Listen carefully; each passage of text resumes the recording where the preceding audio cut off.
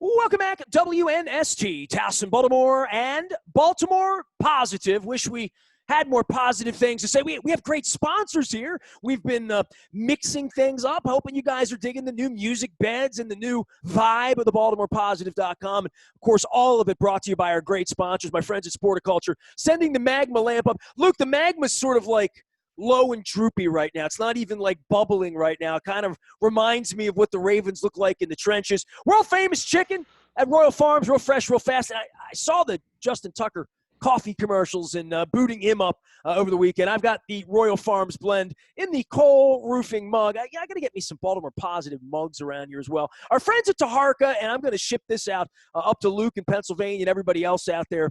We're going to be doing a very special promotion with Taharka over the next month. It's going to begin next week on Black Friday to ship you Baltimore ice cream to enjoy during the holidays. So even if the Ravens aren't getting fat and happy, you can through the holidays as they mix up the eggnog and the sweet potato casserole ice cream. Yeah, I wish we were a better football team, Luke. Let's talk about the trenches, brother. I'm still drying off from Sunday night. The Matt Skura thing, and you and I love Matt Skura. He's a great story coming back, even though he went to Duke and is from Pittsburgh. Don't tell people that this week. But the snaps are a problem, and, closer to the ball, they would say, what do they say? The IQ level's closer to the ball, right? Where Brandon Williams and Calais Campbell and Matt Skura and Marshall Yonda, let's throw him in here for good measure if we're comparing last year to this year. Everything looks different on both sides of the ball, and certainly in the rain, even against a relatively pedestrian version of O&D lines from New England. The Ravens got pushed around, and that's got to change for anything to happen. Yeah, I mean that was alarming to see. And look, when you're an offense that operates out of the shotgun or the pistol formation 97% of the time, and look it up. That's how often they are very rarely. I have a feeling you looked that up. Is that 97 or 98? What was the real percentage? It's usually trend. Over the last couple of years, depending on you can go off of a several week sample. They're in that 96 to 98% range of being in shotgun or the pistol formation. So, well, if you're going to be in the shotgun or pistol formation, you probably need someone who's snapping the ball consistently. And look, it's very easy to put it on the weather. And of course, that was a big part of it. But it's not as though that's the first ever football game that even the Ravens have played in the rain. I mean, think back to the San Francisco game last year. That was pretty darn ugly in terms of rain. You can't have your center not be able to snap the ball. Last week he had the cut in Indy. I mean, it was well documented. You could see it on the sideline. He was bleeding pretty good, and maybe that was still a factor. I know John Harbaugh was asked about it. We didn't get to talk to Matt Skura after the game, but Harbaugh was asked about it. I asked Lamar if Skura had said anything to him as far as what was going on. If he had an injury, had a finger taped together that he dislocated or something like that, and didn't hear anything of that nature. But Nestor, it kind of reminds you a little bit of Steve Sack's Chuck Knobloch disease if your center can't snap the ball properly. I mean, it's not a whole lot you can really do. I mean, you're going to lose the game if that doesn't. And again, to your point, like if you snap it 66 times in the rain, 2 or 3 of them aren't going to be very good. I mean, yeah. But that is just more to the point of what they do in moving the ball around and not throwing the ball particularly well in the rain, that it leads to even more problems when, first and 10 becomes second and 25, right? Literally. Yeah, but there's a difference between having a few snaps that aren't perfectly online and having what we saw on Sunday night, which was snaps that were not even remotely close. Yeah. I mean, look, a lot of people were beating up Greg Roman in the play call to have Mark Ingram line up in a wildcat in 4th and 1, and I'll hear that, but we didn't even get to see what the play would look like because the play ends up being aborted because it was such a bad snap. And then 6 minutes to go, you have first down, and you snap a ball to Lamar Jackson that is just so not even close that you completely blow up the drive there. I mean, you can't have this. You just can't. Whether it's Matt Skura, whether it's Patrick Patrick McCary, whether it's Tristan Colon Castillo, whether it's Ryan Jensen, whether it's Matt Burke. I mean, you just can't have that. By the way, they threw Jensen out of center in Tampa. You saw that the other night, right? I don't think that was because of him. I think it's because of some other needs and what they put, I guess, A.Q. Shipley, another former Raven. Yeah, he was also in my phone. Good man, A.Q. Shipley. But you just can't have that. We know, even last year, this was true because of the point that you make, and we talk about this as far as how much they want to pass, how good they are at it, how effective they are, all of that. But we do know when you are a team that's relying on the run more so, when you're relying on being more efficient rather than throwing the ball 45 times. And I'm not saying they should throw the ball 45 times, to be very clear, but you can't have things like snaps, pre-snap penalties, illegal formations, which have become a weekly occurrence, which, again, something else that's you can't line up properly. We've seen that. We saw it multiple times against Philadelphia. We saw it against Pittsburgh, I believe, at least once or twice. We saw it against Indianapolis last week. We saw it on Sunday night. I mean, these are things these are requisites. I mean, if you're going to be anything of note whatsoever, these are things you just have to do well and not even think about it. It's just assumed you're going to do it well, and they're not doing it well. So I'm not trying to pick on Matt Skura too much here, but I mean, come on, man. And he'd be the first to tell you that. But I mean, that was just so far below the bar, snapping the football. And I get it. It's rain. And, to your point, you're going to have a couple snaps that are probably going to be, it's one thing to be a little off center. Lamar has to move his hands to the left or to the right. I mean, I can understand that. But when you're talking about, I mean, he had one last week that he snapped off his foot, right? I mean, you have to give him a chance. Yeah, I mean, you're just seeing some stuff. Like I said, it kind of reminds me of Chuck Knobloch not being able to throw the ball to first base, years ago. Steve Sachs. Yeah, Steve Sachs disease, as I mentioned. So, you just see that, and then you compound that with not having Ronnie Stanley, and as a result, Orlando Brown's over at left tackle, and DJ Fluker's not getting the job done at right tackle, and now you're moving Patrick McCary, who's more of a center, who was already playing right guard because Tyree Phillips is out. Now he's playing right tackle. Marshall Yonder's skinny, eating vegetables on a pig farm in Iowa. You have Ben Powers at right guard. I mean, some you look at some of this and you say, why should I really be all that surprised that they're struggling offensively relative to where they were last year? I mean, that's a lot of moving parts, but not in a positive direction. You're moving away from where you were last year. So, I mean, you just look at a few of those snaps from Skura. I mean, those are drive killers right there. I mean, it directly killed them on a 4th and 1, even if you hated the Mark Ingram call there. And believe me, I hear the sentiment totally on 4th and 1. Why isn't the ball in Lamar Jackson's hands? You're trying to out-trick Bill Belichick on a rainy night in New England, huh? But if you're going to out-trick them, and look, remember, they ran a similar play against Houston late in the game in week 2. Maybe it would have worked, but you don't even have a chance if you can't get the snap back to the guy. And, when you're 6 minutes to go and it's a 1-score game and, it's first down and you're trying to get some mojo going and you snap a ball to Lamar Jackson that's just so far offline that, he's having to do everything he can just to cover up the football, let alone minimize the yardage you've lost.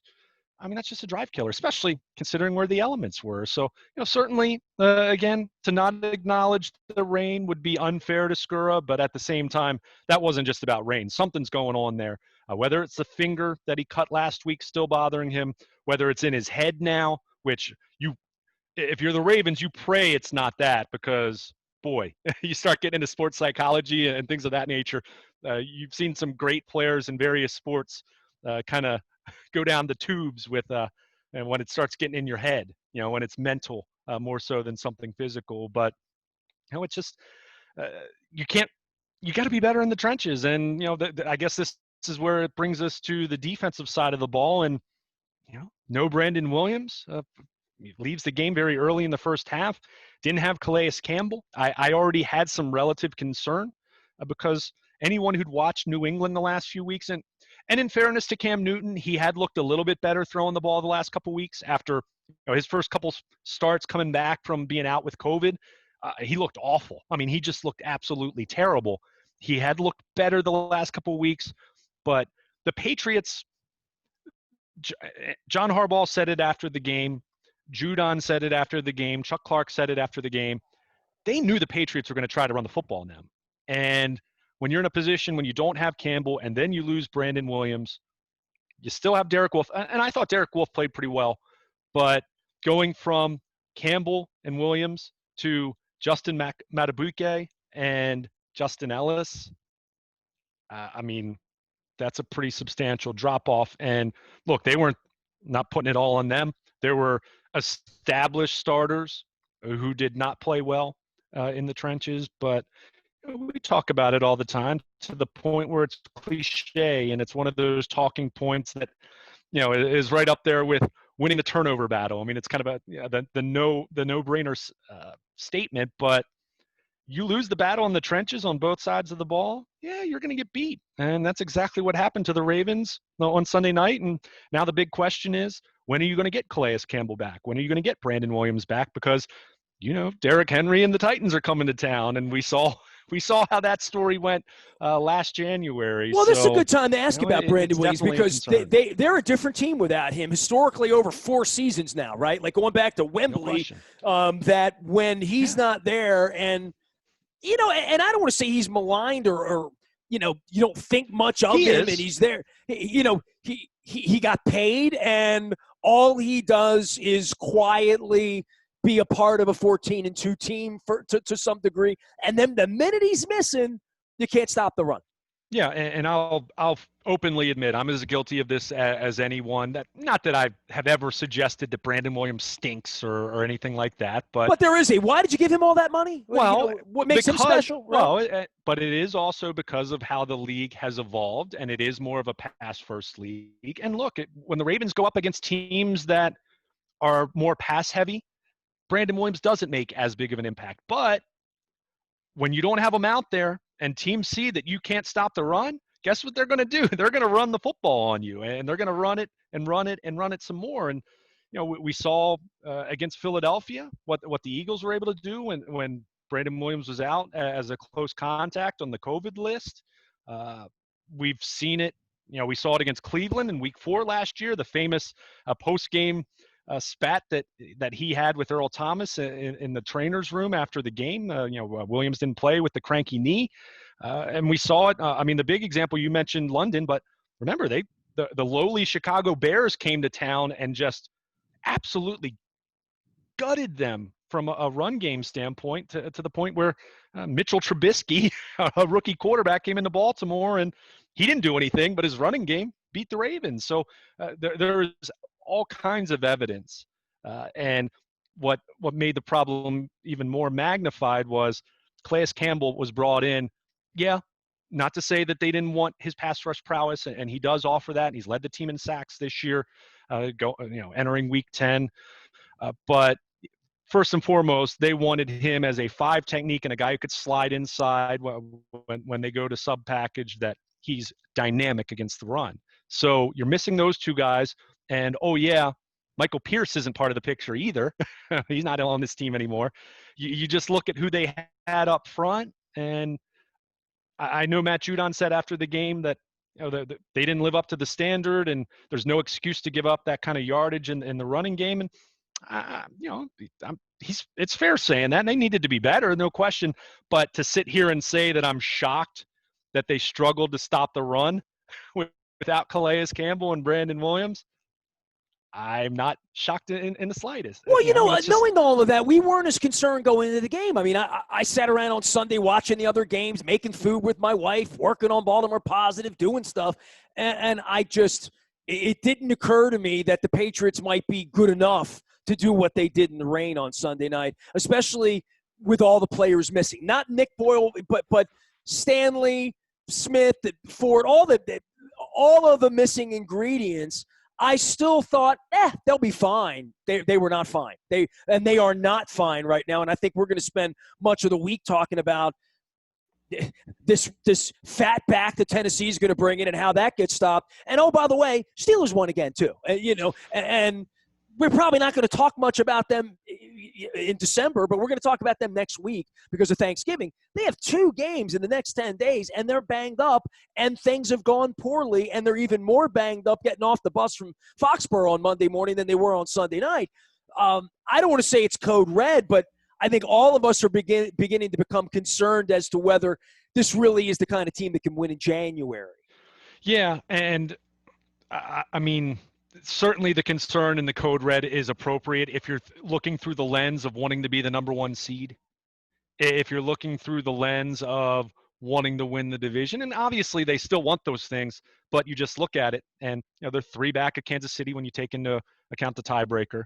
And Pittsburgh, I mean, I see people talk about this on social media, and I get it. And look, from a true talent level, I still say Kansas City is absolutely better than Pittsburgh, and I'm not sure it's all that terribly close. I think Kansas City remains the class of the conference, but Steelers are still undefeated, and you have to give them credit. And look, I know you can look at their schedule and say, well, there's certain teams like the Giants that they played and didn't look all that good, and you can look at some, they almost lost to the Cowboys down to their 4th string quarterback. I mean, but they're getting the job done, and they beat the Ravens. And yeah, everyone can say, well, the Ravens ran for all this, all these yards, and they outgained them. And you know what that sounds like? The Tennessee Titans crying about losing to the Ravens in 2000. I mean, go back and look at that playoff game. The Titans outgained them.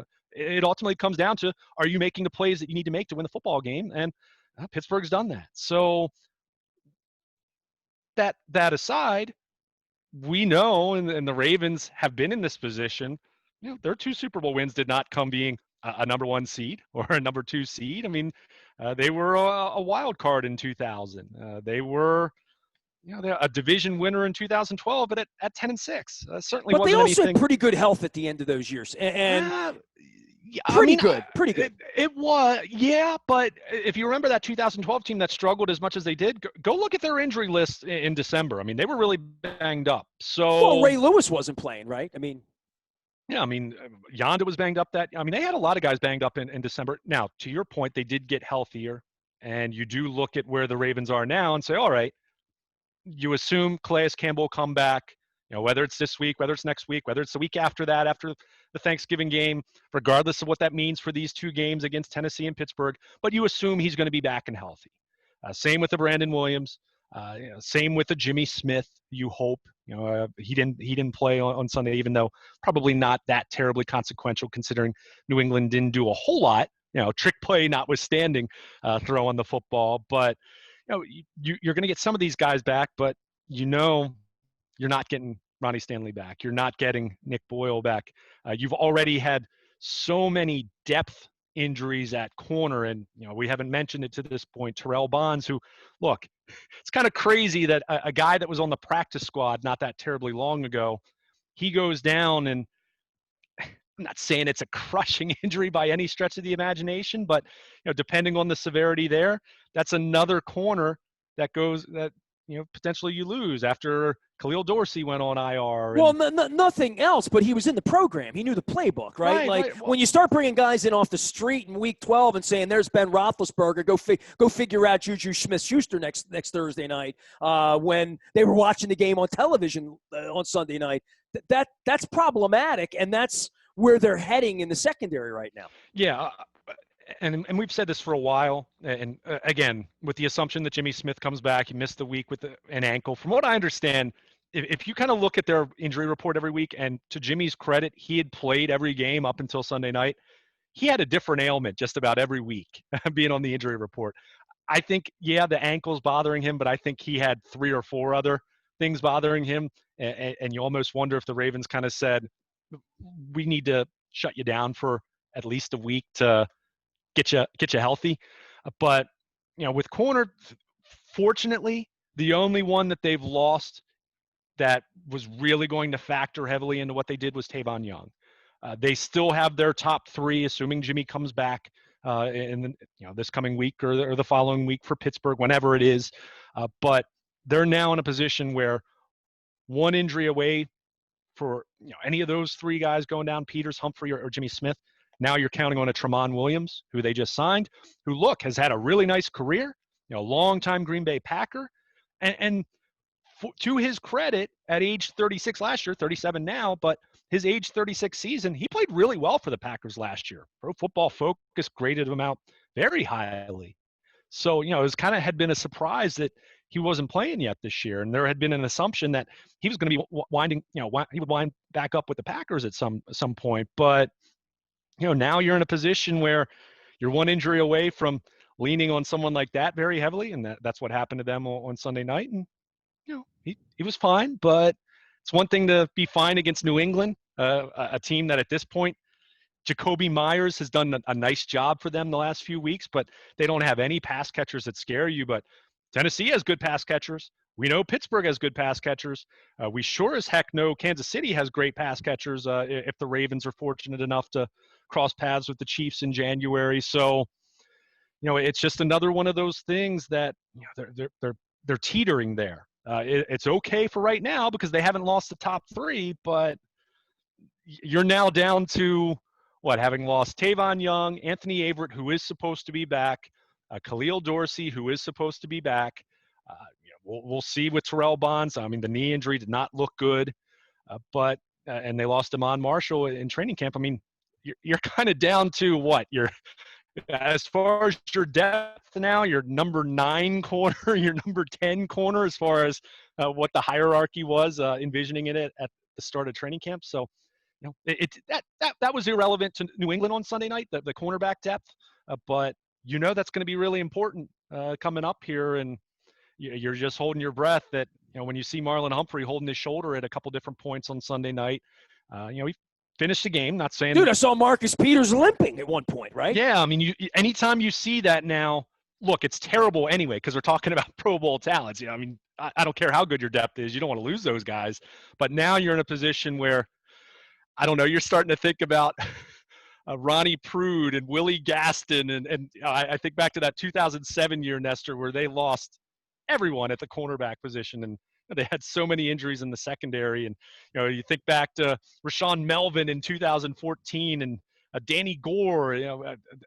This is kind of the territory they're in now with their depth in the secondary. So you have that. You have the concerns up front with Campbell and Williams and not knowing what their short-term status is going to be. It's just it's unsettling, and that's unfortunate because we know with the offense not playing at the same incredibly high level that it did last year, they've leaned that much harder on their defense, and their defense let them down on Sunday night.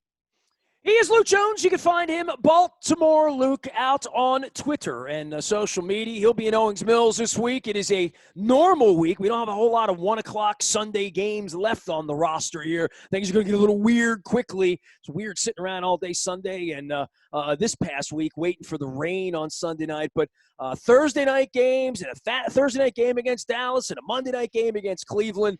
The road ahead fraught with peril for the Ravens, especially now without Nick Boyle. And without Ronnie Stanley and moving parts. You can find all of us in our new home. We're at Baltimore Positive. We've taken WNST.net and expanded it. We've had great conversations this week with our 2 senators, Ben Cardin, as well as Chris Van Hollen. We were expecting Governor Larry Hogan to chime in at some point and justify voting for Ronald Reagan. But Don Moeller will be joining us all week long. We got new doings in the Ville with Franco's, 818 opening over there. My friends, I'm going to put this shirt on later on in the week at El Guapo here. Look at the El Guapo movie set on the back here. But I'm going to get some quesadillas in here, probably make some margaritas before it's all over with. Our friends at Royal Farms delivering that chicken for you as well as coffee each and every morning. Coffee's the special right now because it's a little chilly outside. They make a nice cup at Royal Farms, just like my pal Justin Tucker talking about on the TV commercials. Get in there. Make sure you're downloading the app, pumping your gas. Royal Farms, real fresh, real fast, supporting WNST, as well as our friends at Blondell Miller Schuler. Todd Schuller's going to be here this week. He was a great guest last week. You want to check this out at Baltimore Positive.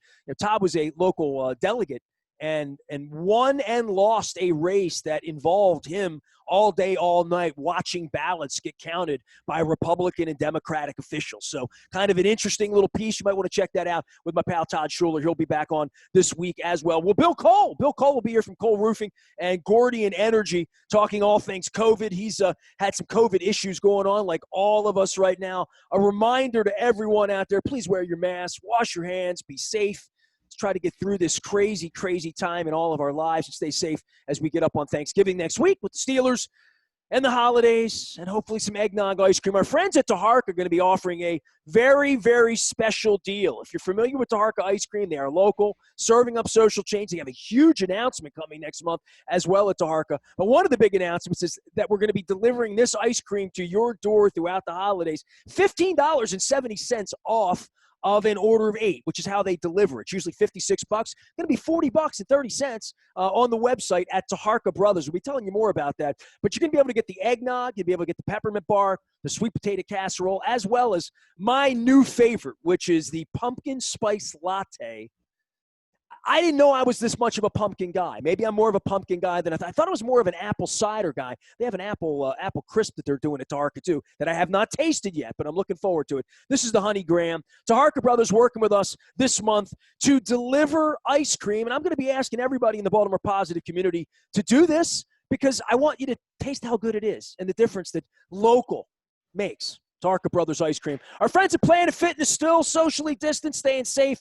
Teddy Savage is going to come on later on in the week. Vicky Brick's going to be coming on too, talking about trying to stay fit here amidst very, very tough conditions here in the winter. And Luke, to bring you back into this thing, you're talking tough conditions, tackling Derrick Henry.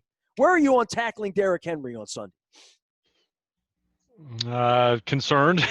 Yes, yes, very much so, right? What he's able to do. And look, if Calais Campbell's back, if the Ravens get good news on Brandon Williams, I feel better about that. And there were other reasons they lost to Tennessee beyond Derrick Henry last January, to be very clear. But not making it on 4th and 1, right? Right. But any thoughts of not having those two studs up front against that Tennessee offensive line? And look, the Titans have been sputtering compared to where they were a few weeks ago when they're playing Pittsburgh in a battle of the undefeateds, but that's still a team that has a lot of firepower offensively.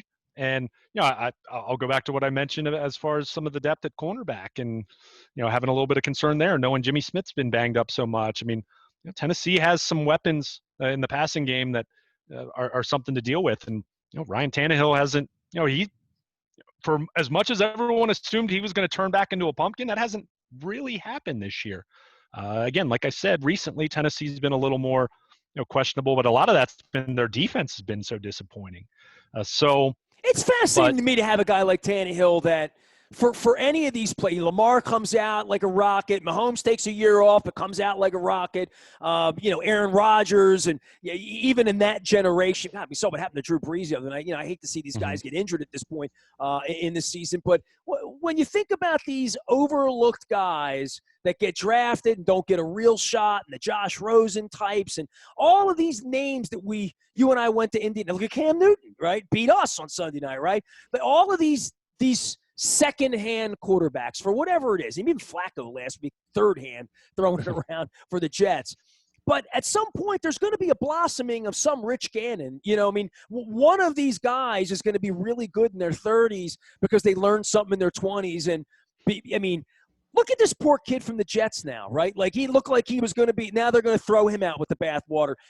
Some of these guys are going to go somewhere else. And as Marvin Lewis always said to me, we do get smarter as human beings. We try to anyway.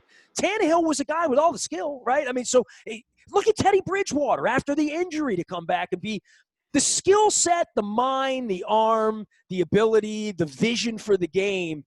I always think that's got to get better at 30, 31, 32, like Ryan Fitzpatrick. So I'm never shocked when a Ryan Tannehill, a nuts and bolts, not a Dak Prescott that everybody overlooked for 3 rounds or Lamar Jackson, but these top 10 quarterbacks, when they die on the vine somewhere, Tim Couches, I always think they're going to resurrect somewhere because I think somebody could fall in love with them, right? Yeah, and I mean there have been plenty of guys who've gotten second and third chances and couldn't do it there either. But I think I think it's fair. And for me, yeah, you get smarter. Yeah, you learn things. But I also think it just speaks to how important the other variables around you are. Would Tom Brady have been great if he had been drafted elsewhere and eventually gotten a chance? Yeah, I have little doubt about that. I mean, at some point, you just have to recognize Hall of Fame kind of greatness.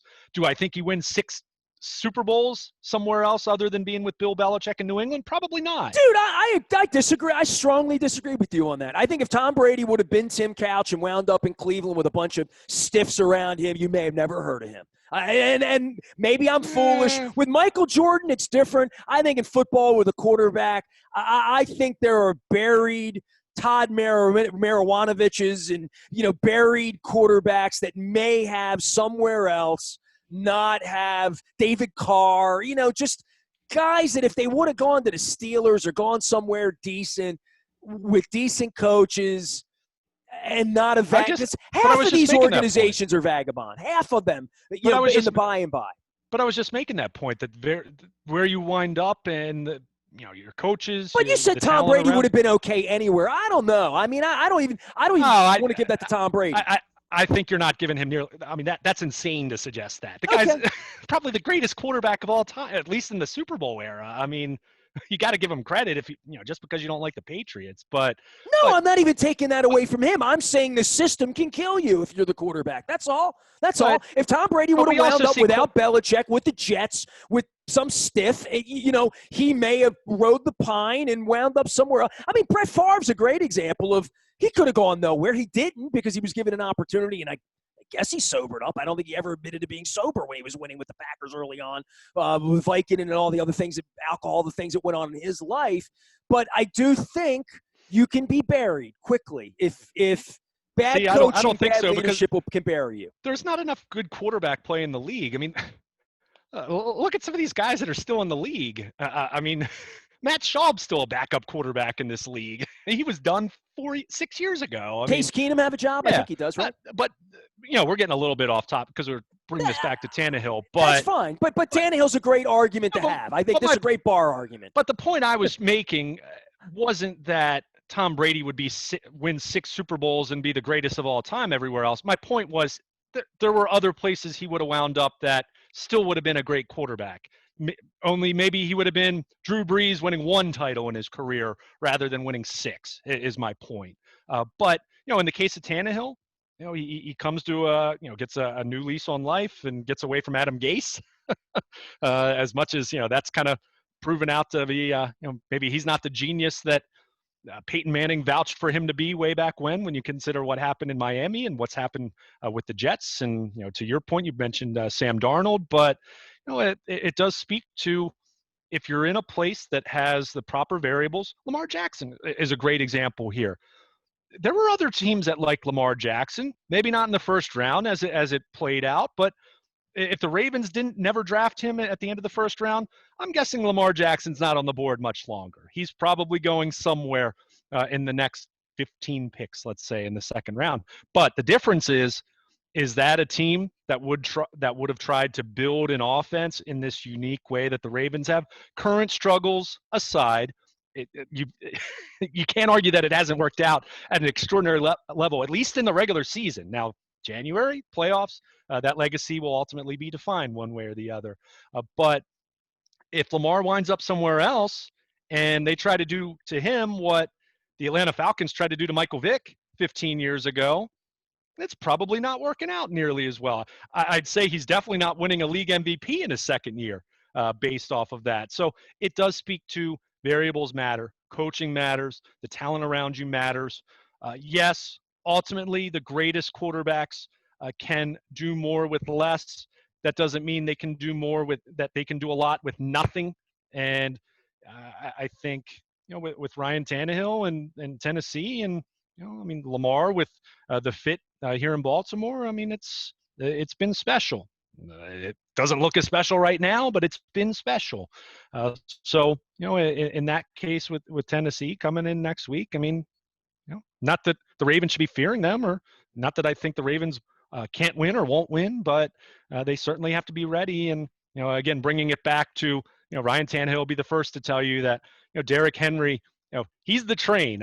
They're all riding the train for that team. And yeah, they have success throwing the ball, and Tannehill's put up some big numbers going back to last year, but it begins and ends with Derrick Henry. And if the Ravens don't have Calais Campbell and Brandon Williams up front, that's makes you nervous. How could it not when you look at what New England did on Sunday night? And bringing it back full circle and an apology to you about Tom Brady, the Ravens couldn't even beat New England without Tom Brady, let alone with Tom Brady. So a rough, wet night. I still feel like a drowned duck after watching that. We're going to be around all week here at Baltimore Positive. Luke's going to be out in Owings Mills, and we'll be monitoring all things Derrick Henry, Ryan Tannehill. I'm going to be going down to Nashville to talk to all my old Oiler friends.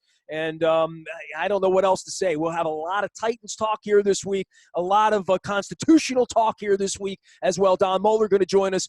Some openings and some closings and strange days ahead as we get ready for pumpkin pie, turkey, and Thanksgiving with the Pittsburgh Steelers. I am Nestor. He is Luke Jones. We are together now at the new WNST.net, which we're calling BaltimorePositive.com. We are WNST.net, AM 1570, Towson, Baltimore. We're back with football and hoping for better times this week here, and certainly a little healthier version of the Ravens.